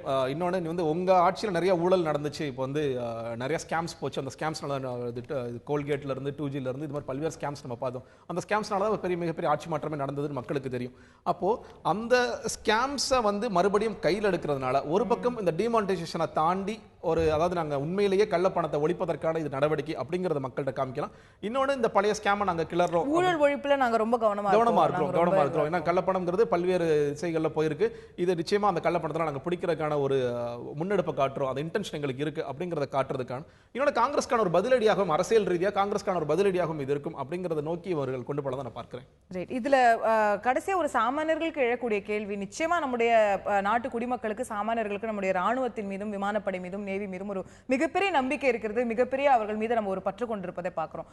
பட் அதுல இருந்த ஒரு முக்கிய தளபதியா இருந்தவர் மீது இப்படி ஒரு புகார் அப்படின்னு சொல்லும்போது அதுலயுமே கூட நமக்கு ஒரு சின்ன நிச்சயமா சாமானியர்களுக்கு அதுல ஒரு வருத்தம் ஏற்படும். நிச்சயமா இருக்கும். ஏன்னா நீங்க சொன்ன மாதிரி அந்த 12 ஹெலிகாப்டரும் VVIPs நம்ம நாட்டோட குடியரசுத் தலைவர், நம்ம நாட்டோட பிரதமர் இவர்களை ஏற்றி போவதற்கான ஒரு வாகனம்.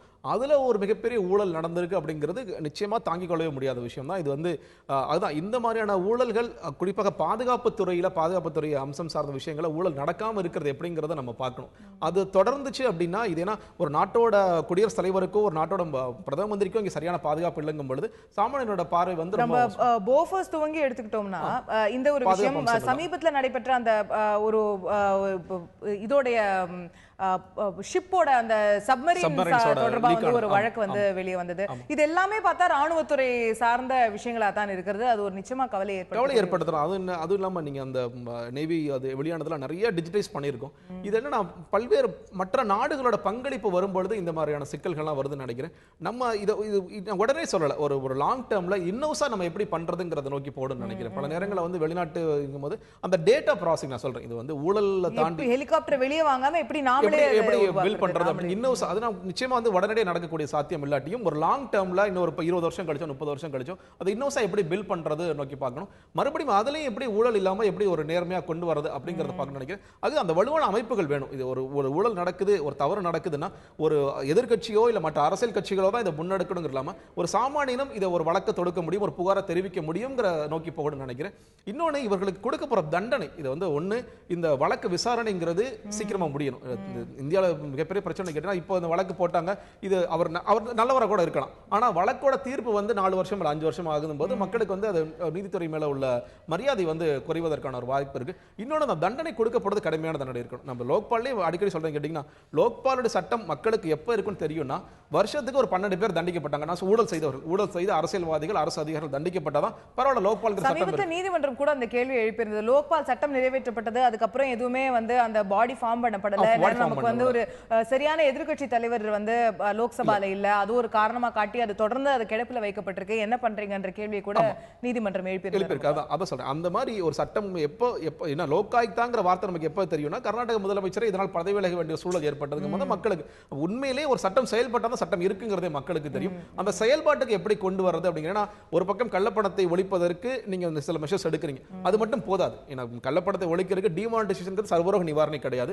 நீங்க பல விஷயங்களை அட்டாக் பண்ணணும். நீங்க வந்து ஒண்ணு இல்ல, அடிப்படையில் ஒரு பக்கம் ஊழல் நடந்துட்டு இருக்கு. பட் என்னோட ஒரு சாமானியனோட கவலை என்னன்னு கேட்டீங்கன்னா, நான் ரேஷன் ஆஃபீஸ்க்கு ரேஷன் கார்டு வாங்குறதுக்கு நான் லஞ்சம் இல்லாம கொடுக்க முடியுமா, ஒரு பிறப்பு சான்றிதழ் இறப்பு சான்றிதழ் இல்லாம, அப்ப அதுக்கு சேவை பெறும் உரிமை சட்டம் மாதிரியான விஷயங்கள் வரணும். அப்ப இந்த மாதிரியான மெஷர்ஸும் தொடர்ச்சியா நடக்கணும். எல்லா பக்கமே நாங்க உண்மையிலே எங்களோட இன்டென்ஷன் ஒரு 10 விஷயங்கள் இருக்கு, 10 விஷயங்கள் நாங்க முன்னெடுக்கிறோம். லோக்பால் அமைக்க போறோம், சேவை பெறும் உரிமை சட்டம் நாடு முழுக்க கொண்டு வர போறோம், இந்த மாதிரியான விசில் ப்ளோயர்ஸ் ஆக்ட் கொண்டு வர போறோம், விசில் ப்ளோயர்ஸ் எல்லாம் நீங்க உங்களை ப்ரொடெக்ட் பண்ணிக்கலாம் இப்படின்னு வரும்பொழுது உண்மையிலே பரவாயில்ல, இந்த ஆட்சி வந்து ஊழலை ஒழிக்கிறதுக்காக வந்த ஆட்சி அப்படிங்கறது நம்பிக்கை மக்களுக்கு இருக்கு. இதுல பல விஷயங்கள் நீங்க குறிப்பிட்டீங்க ஊழல் ஒழிப்புக்காக. அதுல இப்போ அரசாங்கம் முன்னெடுத்திருக்கக்கூடிய ஒரு முக்கிய விஷயமா இருக்கக்கூடிய டிமானிட்டைசேஷனையும் நம்ம வந்து பார்க்க வேண்டியதா இருக்கு. அந்த அதிக விலையுள்ள அந்த மதிப்புள்ள ரூபாய் நோட்டுகளை வந்து ஒழிப்பது அப்படிங்கிறது.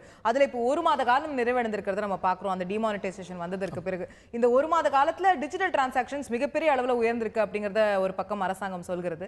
இன்னொரு பக்கம் உச்சநீதிமன்றத்தில் தொடர்பான கேஸும் வந்து அந்த வழக்குல உச்சநீதிமன்றமும் இதற்கான மக்களுக்கு பயனளிக்கக்கூடிய என்னென்ன நடவடிக்கைகளை எடுத்திருக்கீங்க, ஏன் 24,000 ரூபாய் ஒரு வாரத்துக்கு எடுக்கணும்னா ஏன் எடுக்க முடியல, இப்படி பல கேள்விகளையும் கூட உச்சநீதிமன்றம் எழுப்பி இருக்கக்கூடியதையும் அந்த டிமானிட்டைசேஷன்ல நம்ம பார்க்க முடியும். கண்டிப்பா. அதாவது டிமானிட்டைசேஷனோட நீங்க இப்போ அந்த கேஷ்லெஸ் டிரான்சாக்ஷன் அப்படிங்கிறது நல்ல விஷயமா இருந்தா கூட செகண்டரி பெனிஃபிட்ஸ் தான். பிரைமரியா வந்து டிமானிட்டைசேஷன் கொண்டு வந்தது கேஷ்லெஸ் டிரான்சாக்ஷன் கொண்டு வரதுக்காக கிடையாது. இது வந்து நான் கள்ள பணத்தை ஒழிக்க போறோம், கள்ள நோட்டுகளை ஒழிக்க போறோம் கொண்டு வந்தப்பட்ட எக்ஸைஸ். இதுல நம்ம அடிக்கடி சொல்றது பிளானிங் இல்ல பிளானிங் சொல்லும்போது நிறைய பேர் கேள்வி அது எப்படி பிளானிங்னா நீங்க முதல் நாளே சொல்லிட்டா எல்லாரும் உஷாராயிருவாங்க. நான் பிளானிங்னு சொல்றதுன்னு கேட்டீங்கன்னா நம்ம முன்னாடி பேசுன மாதிரி ஒரு 86% நோட்டுகளை வெளியெடுக்கும் பொழுது அந்த பணப்புழக்கத்தை எப்படி உடனடியா அட்லீஸ்ட் ஒரு வாரத்துக்குள்ள எப்படி கொண்டு வரது, அதுக்கு நாங்க தயாரா இருக்கோம்னா தயாரா இல்ல. நீங்க அவசரமா 500 நோட்டு இப்போ வரைக்கும் 500 நோட்டுல பிரச்சனைகள் அதெல்லாம் இருக்கு. ஸோ இப்போ ரொம்ப சிம்பிளா சுப்ரீம் கோர்ட் கேட்கிற ஒரு மிகப்பெரிய ஒரு முக்கியமான கேள்வி, நீங்க அந்த 24,000 ரூபாய் என்ஷூர் பண்ணுங்க அப்படிங்கிறாங்க. அது இன்னைக்கு வரைக்கும் நடக்கல. அப்படி நேத்து நான் ஒரு பேங்க்குக்கு போயிருந்தேன், எனக்கு கிடைக்கல, வெறும் 6,000 ரூபாய் தான் சார் பணம், நீங்க அதை எடுத்துக்கங்கிறாங்க. இது தவிர்க்கப்படணும். இது எவ்வளவுக்கு எவ்வளவு சீக்கிரம் அந்த பணப்பழக்கத்தை ஜாஸ்தி பண்ணணுங்கிறத உச்சநீதிமன்றம் என்ஷூர் பண்ற மாதிரி மத்திய அரசு என்ஷூர் பண்ண நினைக்கிறேன். ஸோ பணப்புழக்கம் மீண்டும் எப்போது முழுமையாக வரும் என்ற கேள்வி தொடர்ந்து கொண்டே இருக்கிறது. உச்சநீதிமன்றமும் கேட்டுக்கொண்டே இருக்கிறது. பார்ப்போம் நேரிலே தொடர்ந்து அடுத்தடுத்த கட்டங்களாக எப்படி இது நகரப்போகிறது என்பதை. தற்போது இந்த நிகழ்ச்சியை நிறைவு செய்தாக வேண்டும். நிகழ்ச்சியில் கலந்து கொண்டு கருத்துக்களை தெரிவித்த ஜெகதீஸ்வரன் அவர்களுக்கு நன்றி. பார்த்த உங்களுக்கும் நன்றி. தொடர்ந்து இணைந்திருங்கள் தந்தி தொலைக்காட்சியில்.